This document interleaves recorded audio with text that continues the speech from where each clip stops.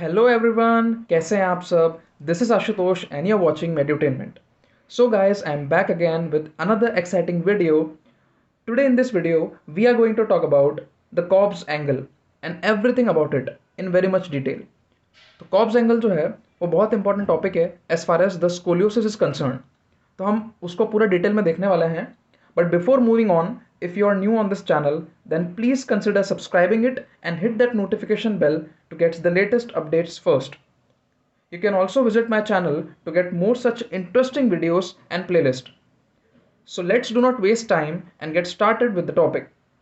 So stay tuned till the end क्योंकि video बहुत interesting होने वाला है. So let's start with the topic, that is to say the Cobb's angle. तो सबसे पहले हम देखेंगे कि what is the Cobb's angle. So it is an angle which is used as a standard measurement to determine and track the progression of scoliosis. तो ये एक angle है जो कि हमारा मेजरमेंट के लिए यूज़ होता है. जो स्कोलियोटिक एंगल्स होते हैं, स्कोलियोटिक एंगल्स को या फिर स्कोलियोसिस का स्टेज क्या होगा, उसका एंगल कितना है अभी करंटली, वो सब मेजर करने के लिए हमारा कॉब्स एंगल होता है. And in this usually PA radiograph is taken for the measurement. तो हम लोग पीए रेडियोग्राफ लेते हैं जिसमें कि हम लोग एंगल मेजर कर पाते हैं. एंड हम देखेंगे कैसे उसको मेजर करते हैं. तो बेसिकली रेडियोग्राफ जो है, एक्सरे है, वो लिया जाता है to calculate the Cobb's angle. तो हम देखेंगे कि कैसे कैलकुलेट करते हैं और कॉब्स एंगल क्यों इतना यूजफुल है in case of scoliosis. So let's see कि उस कॉब्स एंगल जो है वो मेजर कैसे करते हैं. So let's see that how to measure the Cobb's angle, which is the most important question. तो हम पहले देखेंगे कि उसको कैसे मेजर करते हैं और फिर हम ये देखेंगे कि उसको कैसे ड्रॉ किया जाता है और कॉब्स एंगल कैसे मेजर करते हैं. फिर हम उसको डिफरेंट रेडियोग्राफ्स में भी देखेंगे कि उधर कैसे कैलकुलेट किया जाता है. So let's start with how to measure the Cobb's angle. तो ये बेसिकली एक ट्रेडिशनल मेथड होने वाला है कॉब्स एंगल मेजरमेंट का. तो लेट्स स्टार्ट.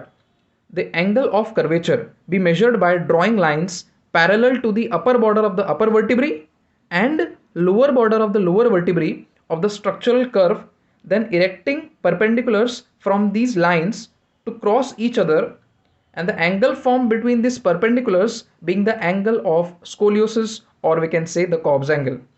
तो ये बेसिकली ड्राइंग का प्रोसीजर है कि कैसे कॉब्स एंगल ड्रॉ किया जाता है. तो हम ये जो अभी लिखा हुआ है इसको देखेंगे कि एक्चुअली कैसे ड्रॉ किया जाता है कॉब्स एंगल. तो उससे हमको आइडिया लगेगा कि कॉब्स एंगल कैसे ड्रॉ किया जाता है. सो बिफोर मूविंग अहेड, हम एक इंपॉर्टेंट पॉइंट देख लेते हैं which is to note. Doctor John Cobb, who was an American orthopaedic surgeon who invented this method और concept of Cobb's angle in 1948. तो इस दौरान जो है हमारे ऑर्थोपेडिक सर्जन जो थे डॉक्टर जॉन कॉब, उनने ये इन्वेंट किया था या फिर कंसेप्ट ये लेके आए थे कॉब्स एंगल का to measure the scoliotic angle. तो हम ये देखते हैं कि कॉब्स एंगल को मेजर कैसे किया जाता है. So let's see. तो जैसा कि हमने अभी बोला था कि हम लोग जो कॉब्स एंगल है वो कैसे ड्रॉ करते हैं कि हमारा जो स्कोलियोटिक एंगल जहाँ पे स्टार्ट हो रहा है, यहाँ की यानी कि जो वर्टिब्री हमको टिल्टेड फर्स्ट दिखती है अपने एक्सिस से, अपना जो रेफरेंस लाइन होता है यानी कि जिसको प्लम लाइन बोलते हैं, उससे अगर बहुत ज़्यादा टिल्टेड दिखे तो वो हमारी फर्स्ट वर्टिब्री होगी या हमारी अपर वर्टिब्री होगी, जिससे हम लोग एक लाइन ड्रॉ करेंगे. ओके,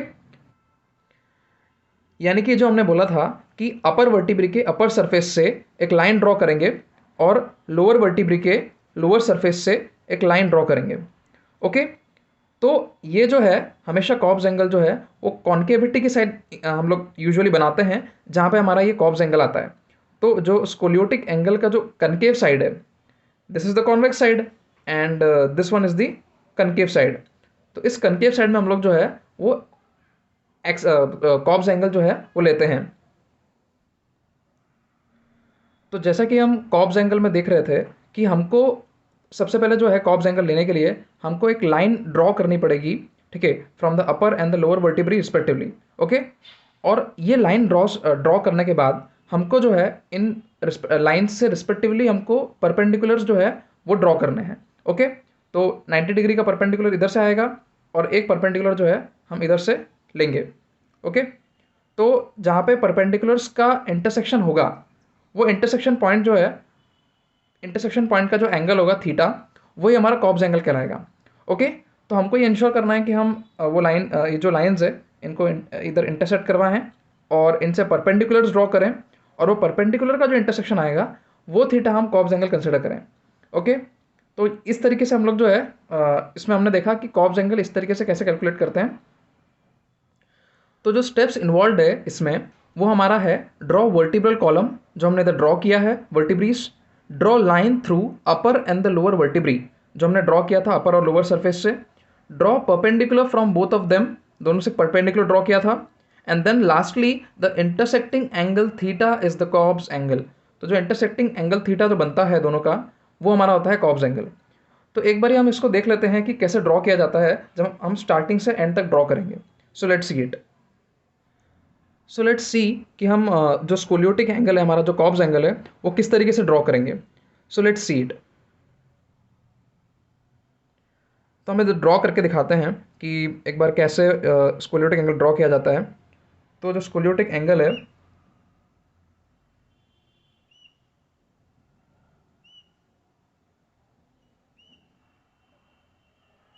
ये हम वर्टिब्रल कॉलम बना रहे हैं, जो स्कोलियोटिक एंगल होता है वो उधर से लिया जाएगा। तो ये हमने एक एग्जाम्पल के लिए बना लिया है। ये हमारा है अपर वर्टिब्री,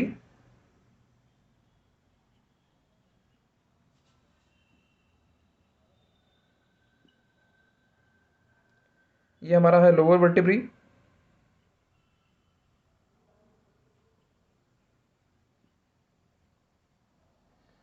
और इधर से हम फिर जो है हमने बोला था कि अपर वर्टिब्री के अपर सरफेस से लाइन ड्रॉ करेंगे इस तरीके से, और लोअर वर्टिब्री के लोअर सरफेस से लाइन ड्रॉ करेंगे जहाँ पे हमको एंगल टिल्टेड दिख रहा है या रेफरेंस लाइन से अवे दिख रहा है। तो ये हमने ड्रॉ कर दी दो लाइंस। इसके बाद में जो है अगला स्टेप था कि इन दोनों लाइन से परपेंडिकुलर ड्रॉ करना है। तो हम इधर से एक परपेंडिकुलर ड्रॉ करेंगे, फिर हम जो है वो इधर से एक परपेंडिकुलर ड्रॉ करेंगे। ओके, तो ये जो एंगल होगा, दिस एंगल, ये हमारा होगा एंगल थीटा, और इसी को हमने बोल दिया है कॉब्स एंगल, यानी कि स्कोलियोटिक एंगल है कॉब्स एंगल। तो इस तरीके से जो है ड्रॉ किया जाता है हमारा कॉब्स एंगल। तो जैसा कि मैं बात कर रहा था कि जो कॉब्स एंगल होता है वो रेडियोग्राफ में कुछ इस तरीके से दिखता है कि ये जो हमारा स्कोलियोटिक कर्व है वो देख सकते हैं आप, इस तरफ से कॉन्वेक्स है और इधर हमारा जो है वो कॉन्केव है, एंड इधर जो है वो एक हमारा जो है वो एंगल बन रहा है।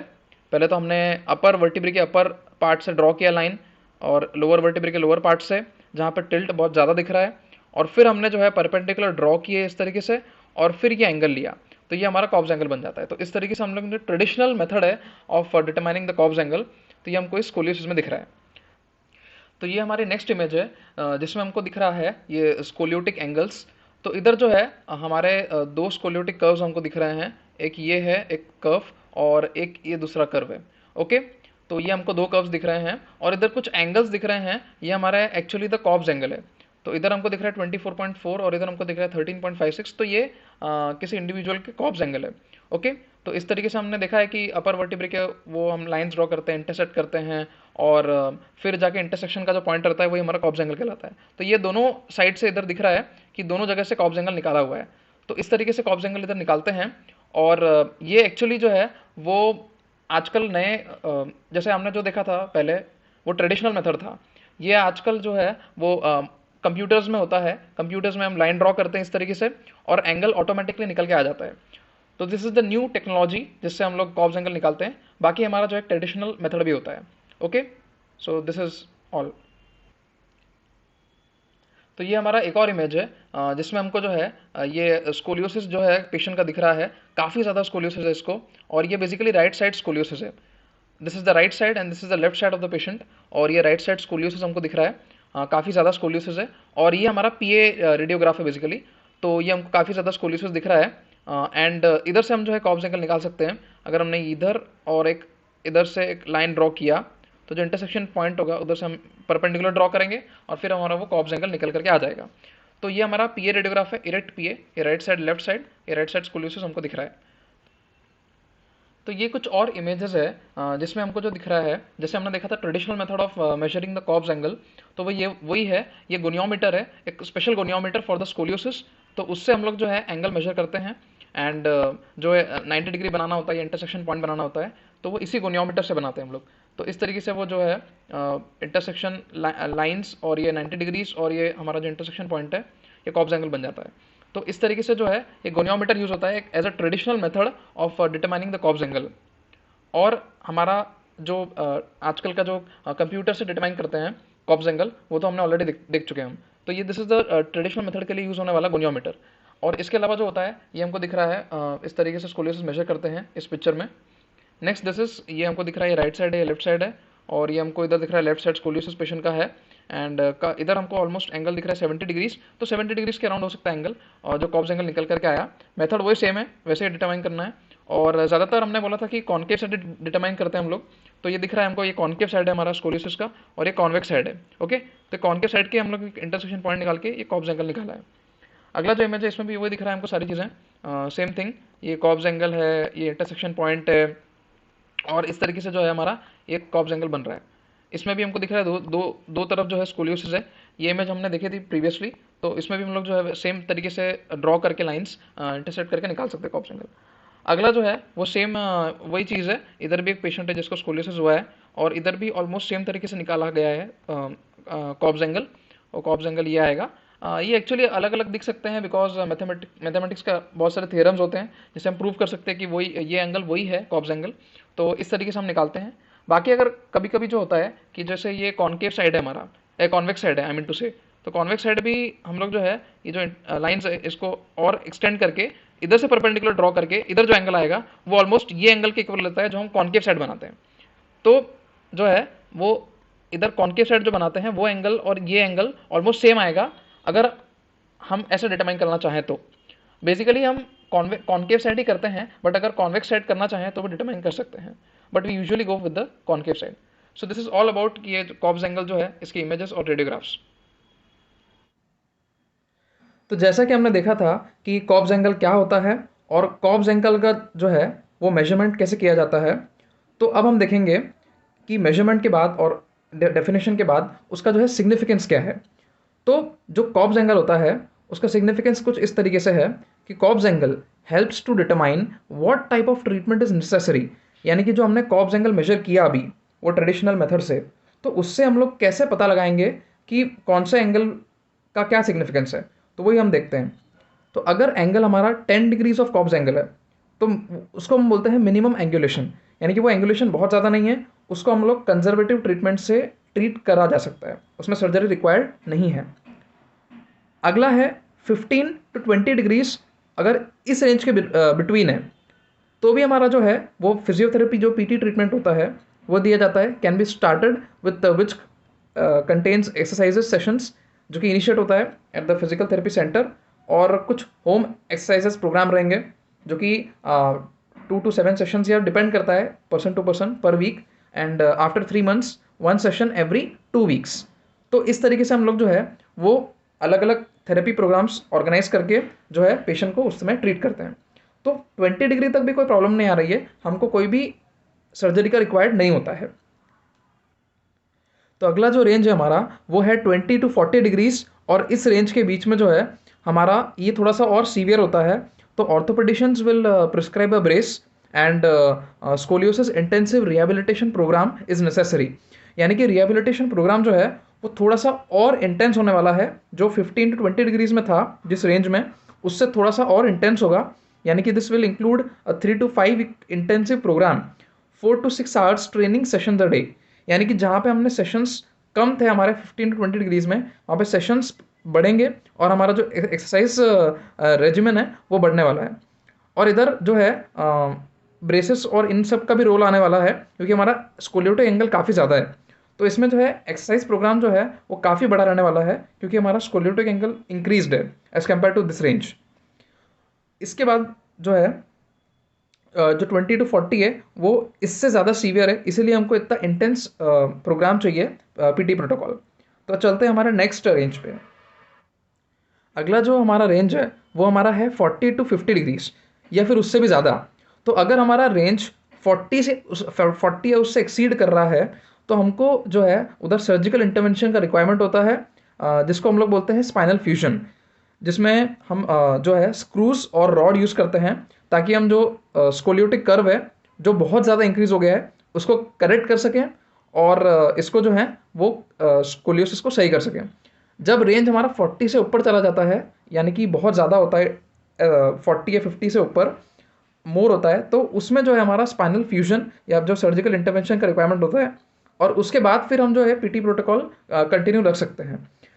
और अगर कर्व का अगर 60 या उससे ज़्यादा हो गया तो उससे क्या होगा, it will cause respiratory insufficiency and is an absolute indication for the surgery. तो अगर वो इस रेंज को भी एक्सीड कर जाता है 60 के रेंज को, तो हमारा जो लंग्स है वो भी कहीं ना कहीं कंप्रेस होंगे और हमारा रेस्पिरेटरी एफिशिएंसी जो है उस पर्सन का वो डेफिनेटली हैम्पर होने वाला है।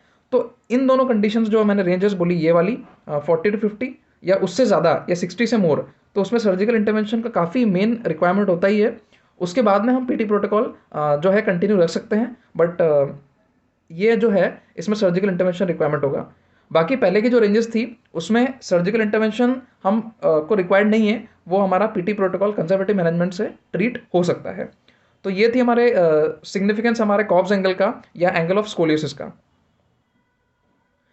कॉब्स एंगल का जो यूज़ है हम लोग रीजर साइन के साथ भी यूज़ करते हैं, जो कि बेसिकली प्रोग्रेशन देखने के लिए होता है कि स्कोलियोसिस का कितना प्रोग्रेशन हो रहा है। पर कॉब्स एंगल ज़्यादा फोकस्ड है मेजरमेंट पे और स्कोलियोटिक एंगल पता लगाने में कि कितना उसका जो एंगल इंक्रीज हुआ है और प्रीवियस से कंपेयर कर सकते हैं। तो उसके हिसाब से हमने सिग्निफिकेंस उसका देखा ही था कि सर्जिकल इंटरवेंशन रिक्वायर्ड है कि conservative management.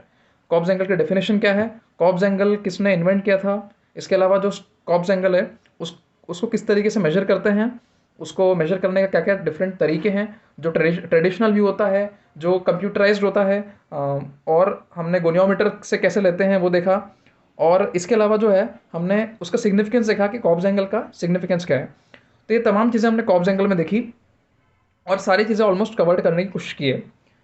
I hope you are clear with all your queries regarding the Cobb's angle, and if it is so then please do give it a big thumbs up and share with your friends and family. अगर आपने अभी तक subscribe नहीं किया है मेरे channel को तो smash that red button and subscribe to my channel. You can also follow me on various social media handles. आने वाले वीडियोस किन टॉपिक्स पे होने चाहिए वो आप मुझे कमेंट्स में लिख के बता सकते हैं। सो गाइस, फिर मिलते हैं ऐसे ही और एक्साइटिंग वीडियोस के साथ। Till then keep watching and keep sharing. This is boy Ashutosh and will catch you up letter.